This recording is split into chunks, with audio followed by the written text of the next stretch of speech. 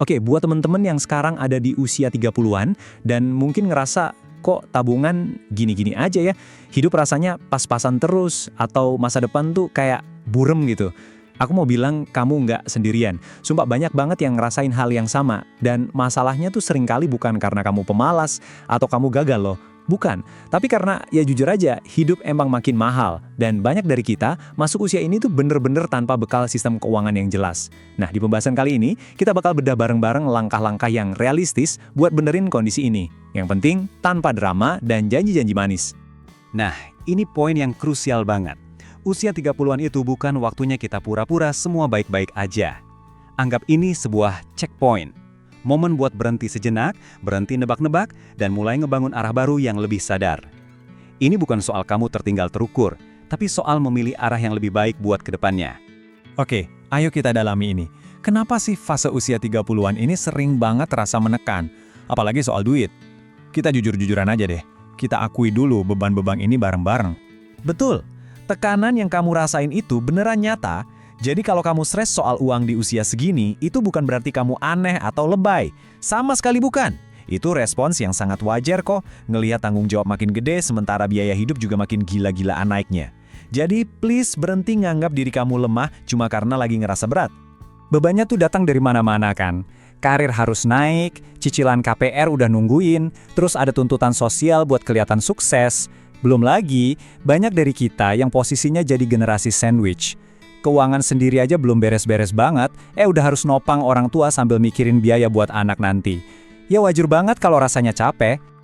Sekarang kita bahas salah satu biang kerok stres terbesar, banding-bandingin diri. Zaman sekarang gampang banget buka media sosial, lihat pencapaian temen terus langsung ngerasa, duh kok gue ketinggalan jauh ya? Nah ini racun yang harus kita stop. Ini nih kebenaran yang sering banget kita lupain. Kita itu ngebandingin panggung belakang kita yang berantakan sama panggung depannya orang lain yang udah rapih dan diedit. Kita nggak pernah tahu garis start mereka dari mana, beban apa yang mereka pikul diam-diam, atau mungkin bantuan apa yang mereka dapat di belakang layar. Jadi perbandingan kayak gitu tuh nggak pernah adil buat diri kita sendiri. Coba deh, berhenti sebentar, tarik napas, dan jawab pertanyaan ini dalam hati. Kalau kita runut lagi dengan jujur, seringnya rasa cemas kita itu diperparah bukan cuma sama kondisi rekening, tapi sama apa yang kita lihat di layar HP tiap hari. Sadar akan sumbernya itu langkah pertama buat sembuh loh. Dan ini intinya. Mungkin kondisi keuangan kamu sekarang lagi nggak enak banget. Mungkin saldonya mepet. Tapi itu bukan vonis mati. Saldo tabunganmu hari ini nggak mendefinisikan siapa kamu, apalagi nasib kamu seumur hidup. Terus, langkah pertamanya apa? Bukan cari aplikasi investasi baru atau ikut seminar motivasi yang heboh. Langkah pertama yang paling dewasa adalah terima kondisi kamu sekarang apa adanya. Jujur, tapi tanpa terus-terusan nyalahin dan ngehukum diri sendiri. Oke, kita praktis saja ya. Tarik nafas, yuk kita hadapi 5 angka inti ini. 1. Pemasukan bersih kamu berapa? Yang benar-benar masuk kantong ya. 2. Pengeluaran bulanan kamu. Angka pasti, jangan kira-kira lagi. 3. Total utang kamu sama cicilannya berapa?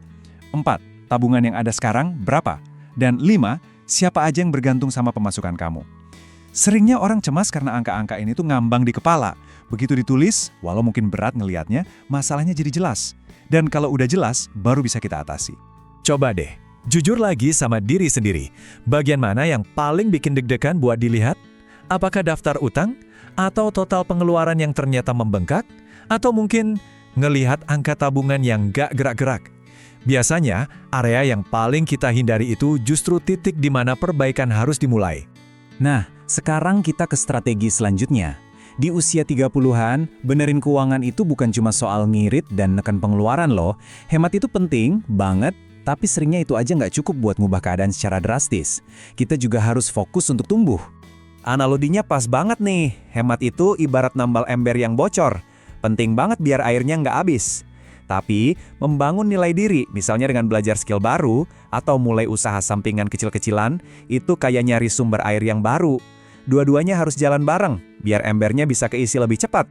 Mungkin kamu lagi mikir, telat kali ya mulainya. Jangan salah, jangan pernah remehkan apa yang bisa kamu capai dalam 5 tahun ke depan. Waktu segitu tuh berharga banget kalau kita kelola dengan serius, dimulai dari langkah-langkah kecil yang konsisten. Gimana rasanya kalau dalam 5 tahun kamu punya tabungan segini? Atau bahkan segini. Kelihatannya gede banget ya, tapi ini kuncinya. Angka itu adalah hasil dari nyisihin 1 juta rupiah aja sebulan secara konsisten.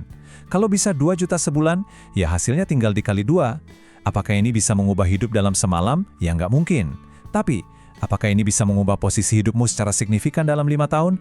Oh, jelas banget bisa. Coba deh bayangin sejenak. Kalau kamu mulai sebuah sistem yang disiplin hari ini, sekecil apapun itu, bandingin hidupmu 5 tahun dari sekarang dengan skenario kalau kamu nggak ngapa-ngapain. Bedanya bisa jauh banget. Pertanyaan ini penting buat jari bensin kita untuk mulai gerak. Oke, kita sampai di pesan yang paling penting dari semua ini. Ingat, usia 30 itu checkpoint. Waktunya kita memilih arah yang lebih dewasa dan lebih baik. Jadi, ini rangkumannya ya, jalan maju yang sehat itu dimulai dengan berhenti membanding-bandingkan, jujur sama kondisi sekarang, hitung angka keuanganmu yang asli, bangun nilai dirimu, dan fokus sama apa yang bisa kamu bangun 5 tahun ke depan. Dan, tolong pegang ini erat-erat. Jangan pernah ukur nilai dirimu cuma dari angka di rekeningmu sekarang. Identitasmu yang sesungguhnya itu ada di keberanianmu buat mulai memperbaiki keadaan. Masa depan yang lebih baik, lebih tenang, itu nggak dibangun dari penyesalan, tapi dari keputusan-keputusan kecil yang kamu jalankan dengan serius mulai hari ini.